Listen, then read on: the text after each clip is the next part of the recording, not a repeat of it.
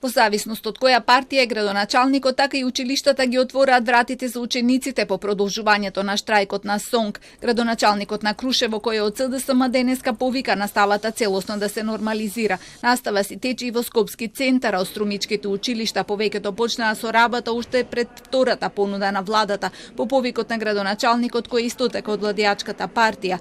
Од друга страна пак наставниците од Скопски аеродром, Штип и Охрид, каде градоначалниците се од ВМРО ДПМН се во целосен штрајк. Градоначалникот на Скопски Карпош го поддржува штрајкот, но има и своји идеи. Предлага да се стави во мирување до 10 јуни, а ако до тогаш не се постигне договор, да не се даваат свидетелствата, со што ќе се блокира уписот за средно и за високо образование. Од СОНК предупредија дека со притисоците за прекин на штрајкот, градоначалниците ризикуваат кривични пријави.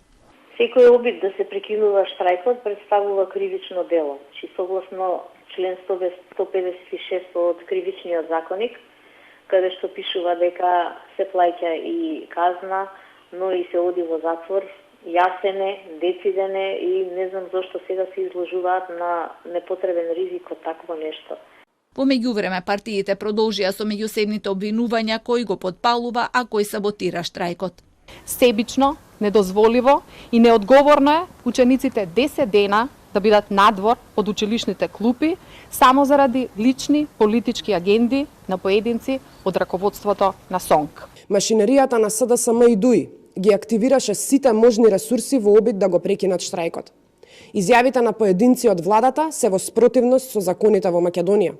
Имено, владата треба да биде свесна дека штрајкот е уставно право на работниците. За сега не е јасно ни како и дали воопшто ќе се надополнуваат изгубените часови. Учебната година може да се продолжи со одлука на министерот, но по закон, ако учениците имале повеќе од 100 наставни дена, може и да не се продолжува, но ќе треба да се скратат и прилагодат наставните програми.